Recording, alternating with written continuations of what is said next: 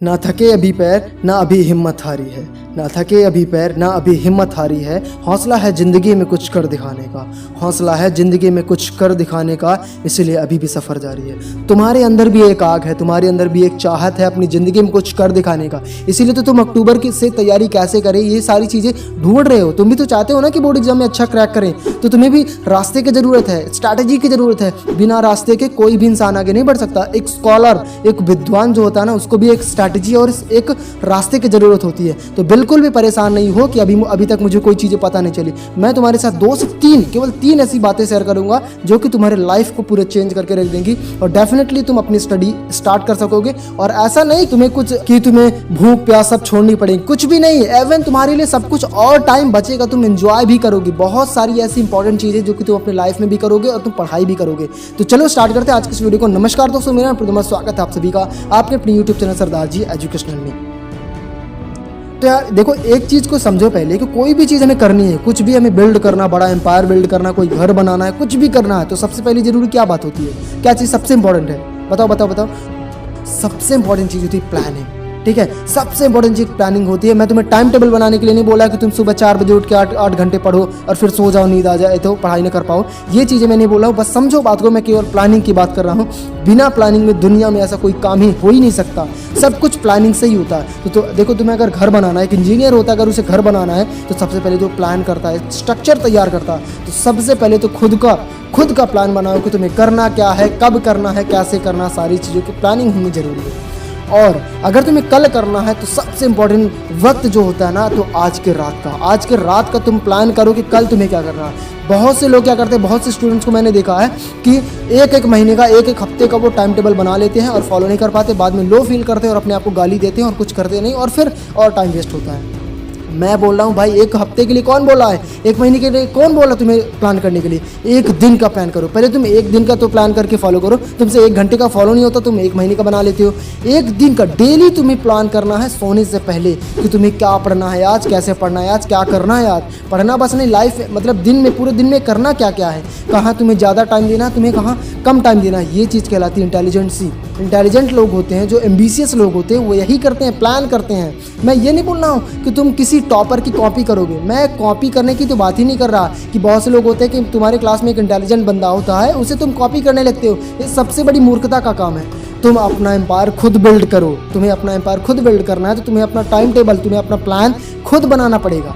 और अगर तुम सोचते हो कि टॉपर जैसे एक तुम्हारे क्लास का इंटेलिजेंट स्टूडेंट है, वो दिन के 8 से 10 घंटे पढ़ता है, तुम उसे कॉपी करके तुम भी पढ़ने बैठ जाओ, तो तुम इससे बड़ा मूर्ख हो ही नहीं सकता। क्योंकि देखो यार, उसके माइंड का IQ लेवल कुछ अलग है, तुम्हारे माइंड का IQ लेवल कुछ अलग है। तो उसे समझो ना, बात को एक्सेप्ट करो ना कि that you are weak, you can not study more than him और इक्वल देन हिम। उसके बराबर तुम नहीं पढ़ सकते, बस हो गया। इसे एक्सेप्ट करो और उसे इम्प्रूव करो, इम्प्रूव करने में एफर्ट लगाओ। ये ना कि अपने आप को लो फील करने में कि अरे यार वो इतना पढ़ने में होशियार है और मैं बड़ा चूतिया हूँ, बड़ा बेवकूफ़ हूँ, मैं पढ़ ही नहीं पाता, मैं कर ही नहीं पाता, मुझसे निकम्मा कुछ है ही नहीं। जब तुम खुद अपने आप को गाली देते हो तो तुम्हारा माइंड भी तुम्हें गाली देता है और तुम्हारे माइंड में ये चीज़ बिल्ड हो जाती है कि हम निकम्मे हैं, हम पढ़ाई नहीं कर सकते, हम पढ़ाई के लिए बने ही नहीं हैं। और जब अगर तुम ऐसा फील करने लगते हो तो तुम फिजिकली इफेक्ट पड़ता है। फिजिकली इफेक्ट मतलब तुम काम भी फिर नहीं करते हो, करते भी नहीं हो, सोचते तो आई, करते भी नहीं हो। मैं तुम्हें बता रहा हूँ, कोई भी इंसान ऐसे 8 से 10 घंटे लगातार नहीं पढ़ सकता। और देखो, मैं बता के साथ बोल रहा हूँ, जो बंदा 8 से 10 घंटे पढ़ता है ना, उसकी स्टडी केवल 3 से 4 घंटे की होती है। मैंने खुद इसे ट्राई किया, मैं 8 घंटे लाइब्रेरी में बैठता था, लेकिन कुछ पॉजिटिव रिजल्ट मिल ही नहीं रहा था यार। लेकिन फिर मैंने देखा, मैंने स्टॉप वॉच लगाया। मैं स्टॉप वॉच कैसे लगाता था, जब मैं एक्चुअल स्टडी कर रहा होता था तब स्टॉप वॉच ऑन है, इसके बाद स्टॉप वॉच ऑफ। मतलब अगर मैं लेजी फील कर रहा हूँ, आलस फील कर रहा हूँ, या फिर एंटरटेनिंग के लिए कोई वीडियोस देखने लगा, या फिर पानी पीने लगा, या फिर बाहर चला गया, ये सारी चीज़ों में स्टॉप वॉच बंद। केवल एक्चुअल स्टडी में स्टॉप वॉच मैंने ऑन करी और देखा कि मैं 8 घंटे की जगह 3.5 घंटे की केवल स्टडी कर पाया। समझ रहे हो बात को? तो ये होता है अपने आप को टेस्ट करने का तरीका। तो तुम भी टेस्ट करो और उतना ही टाइम दो जितना तुम दे सको। जरूरी नहीं है कि सामने वाला बंदा तुम्हें 8 से 10 घंटे दे रहा है तो तुम भी 8 से 10 घंटे का टाइम दो। ये भी जरूरी नहीं है कि वो बंदा खेलने नहीं जा रहा, किसी से बात नहीं कर रहा, एकदम शांत रहता, तुम भी रहो। अरे बिल्कुल भी गलत बात है, क्योंकि तुम स्कूल लाइफ में हो, कॉलेज लाइफ में हो, तो अपनी स्कूल लाइफ, कॉलेज लाइफ को एंजॉय करना भी जरूरी है। जो बैक बेंचर्स होते हैं ना, वो लाइफ भी जीना जरूरी है, और टॉपर जो होते हैं वो लाइफ भी जीना जरूरी है। तो तुम दोनों का मीडियोकर बन के रहो, पढ़ाई भी करो और एंजॉय भी करो, तो तुमसे बेहतर कोई नहीं सकता। लेकिन जो बंदा केवल स्टडी कर रहा है, वो बाद में जाके लास्ट में जाके बहुत पछताता है कि काश में अपनी school life, college life enjoy कर लिया होता। तो ऐसा पछतावा ना रह जाए, और ना ही ऐसा भी रह जाए कि तुम मूर्खों में आ जाओ, बैक बेंचर्स में पढ़ाई भी लिखाई ना करो और फिर जाके टॉपर्स की तरफ यार काश में पढ़ लिया होता। तुम्हें दोनों करना है, लाइफ को भी एंजॉय करनी है और पढ़ाई भी करनी है। समझ रहे हो बात को? तो खुद का अपना एम्पायर, खुद का टाइम टेबल, खुद का प्लान खुद से बनाओ। और इस दुनिया में सबसे महत्वपूर्ण चीज़ होती है खुद को खुश रखना, खुद को खुश रखना, मोस्ट इंपॉर्टेंट थिंग। तो खुद को खुश रखो, पढ़ो। जैसे तुमने 4 घंटे का टाइम टेबल बनाया, तुमसे 1 घंटे 1.5 घंटा पढ़ा गया, डोंट वरी, लो फील करने की जरूरत नहीं कि अरे यार मैं इतना टफ प्लान बनाया और पढ़ नहीं पाया। इसमें परेशान होने वाली बात क्या है?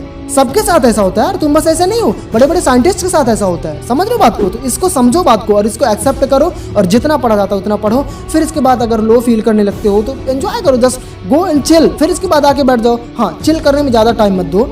अब बात आती है कि तुम्हें पढ़ना कैसे है। ठीक है, ये तो हो गया भाई कि प्लान करना वगैरह वगैरह सारी चीज़ें करनी इंपॉर्टेंट है, लाइफ की मस्ट चीज़ें हैं। अब तुम्हें पढ़ना कैसे? 2 तरीके से पढ़ाई हो सकती है यार। पहला तरीका है क्वेश्चन वाइज, एक होता है टॉपिक वाइज। ठीक है, जैसा तुम्हें सही लगे वैसा पढ़ो, चाहे तुम क्वेश्चन तरीके से कोई क्वेश्चन देख के उसका आंसर याद कर लो वैसा पढ़ लो, चाहे टॉपिक पूरा पढ़ लो। अब अगर मुझसे पूछोगे मेरी एडवाइस, तो मैं ये बोलूंगा कि तुम टॉपिक वाइज पढ़ो। Topic wise in the sense क्या होता है भाई कि टॉपिक पढ़ो। जैसे एक टॉपिक है फोटोसिंथेसिस, प्रकाश संश्लेषण। ठीक है, अब देखो प्रकाश संश्लेषण तुमने पूरा टॉपिक अच्छे से रट लिया, पूरा पढ़ लिया, अच्छे से समझ लिया बात को। रटना नहीं है भाई, रट्टू तो ना मत बनना, मेरे मुंह से गलती से निकल गया, समझना बात को। अब तुम्हारे क्वेश्चन में भाई कुछ भी पूछ ले, फोटोसिंथेसिस से, प्रकाश संश्लेषण से कुछ भी पूछ ले, चाहे वो पूछ रहा साला एमसीक्यूज पूछ ले, चाहे फिल इन द ब्लैंक्स पूछ ले, चाहे मैच द फॉलोइंग्स पूछ ले, पैसेज पूछ ले, ऐसे पूछ ले, क्वेश्चन आंसर पूछ ले, कुछ भी पूछ ले।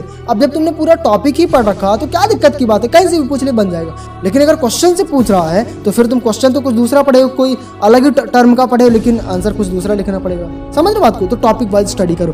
थर्ड सबसे मोस्ट इंपॉर्टेंट लास्ट चीज मैं बता रहा हूँ, वो है प्रीवियस ईयर क्वेश्चन पेपर। देखो, अब देखो यहाँ से रुक मत जाना, समझना बात को, पूरा वीडियो एंड तक देखो। प्रीवियस ईयर क्वेश्चन पेपर को सॉल्व करना है। अब बहुत से स्टूडेंट को प्रीवियस ईयर क्वेश्चन का आइडिया नहीं होता कि सॉल्व कैसे करें। देखो, ये चीज़ तो करेक्ट है, ये चीज़ ट्रुथ है, फैक्ट है कि प्रीवियस ईयर क्वेश्चन पेपर से हमें एग्जाम पैटर्न पता चलता है कि किस तरह के क्वेश्चन आएंगे। ठीक है, लेकिन ये नहीं बताता कोई बच्चों को कि आखिरकार हमें प्रीवियस ईयर के क्वेश्चन पेपर पढ़ना कैसे है। भाई मैंने देखा बच्चे पता कैसे पढ़ते हैं, ले लेते हैं गाइड और उसका क्वेश्चन देखते हैं, क्वेश्चन के आंसर देखते हैं, बस रट्टा मारना स्टार्ट कर देते हैं, क्वेश्चन आंसर पढ़ना। अरे भाई वैसा नहीं पढ़ना है। जो क्वेश्चन आया प्रीवियस ईयर क्वेश्चन पेपर में, उस क्वेश्चन को देखो किस टॉपिक से आया है, उस पूरे टॉपिक को पढ़ो। फिर देखो तुम्हारे टॉपर में गिनती ना होने लगी तो मेरा नाम बदल देना। ठीक है, ये सरदार जी एजुकेशनल नाम, तुम यूट्यूब चैनल का नेम याद रखना तुम बस। ठीक है, मैं गारंटी के साथ बोल रहा हूँ कि तुम्हें अच्छी सफलता मिलेगी। और देखो यार, कई दफ़ा ऐसा होता है कि हमें लो फील होता है। मैंने बताया ना कि 8 घंटे का तुम टाइम टेबल बनाओगे, लेकिन तुमसे 2 घंटे की स्टडी की जाएगी, तो इसमें लो फील करने की जरूरत नहीं है यार। ठीक है, क्योंकि देखो असफलता सबको हाथ आती है, कभी एक बार में सफलता तो मिलती नहीं, और कोशिश करते रहना, हार नहीं माननी है। और हरिवंश राय बच्चन जी की एक पोएट्री भी है कि लहरों से डर कर नौका पार नहीं होती, लहरों से डर कर नौका पार नहीं होती, कोशिश करने वालों की कभी हार नहीं होती। नन्ही चींटी जब दाना लेकर चलती है, चढ़ती दीवारों पर 100 बार फिसलती है। मन का विश्वास रगों में साहस भरता है, चढ़कर गिरना गिरकर चढ़ना ना खड़ता है। आखिर उसकी मेहनत बेकार नहीं होती, कोशिश करने वालों की कभी हार नहीं होती। कई दफ़ा हमें ऐसा लगेगा कि हम असफल हो रहे हैं, हम बहुत गैप कर दिए हैं। और सबसे इंपॉर्टेंट चीज़ तुम याद रखना, कंसिस्टेंसी ब्रेक मत करना। कंसिस्टेंसी मतलब होता है कि डेली पढ़ना है, चाहे थोड़ा सा ही पढ़ो। ठीक है, तब हमें ये चीज़ लाइन याद रखो कि असफलता एक चुनौती है, इसे स्वीकार करो। असफलता एक चुनौती है, इसे स्वीकार करो। क्या कमी रह गई है देखो और सुधार करो। क्या कमी करी है तुमने, उसे सुधार करो उस पर। जब तक ना सफल हो जाओ नींद चैन को त्यागो तुम, जब तक ना सफल हो जाओ नींद चैन को त्यागो तुम। संघर्ष का मैदान छोड़कर मत भागो तुम। कुछ किए बिना ही जय जयकार नहीं होती, कोशिश करने वालों की कभी हार नहीं होती। तो कोशिश करना बंद मत करना, स्मार्ट वर्क करो, हार्ड वर्क करो, and you will be succeed. I am definitely sure. तो मिलते हैं नेक्स्ट वीडियो में भाई किसी नए टॉपिक के साथ। तब तक के लिए अलविदा। जय हिंद, जय भारत।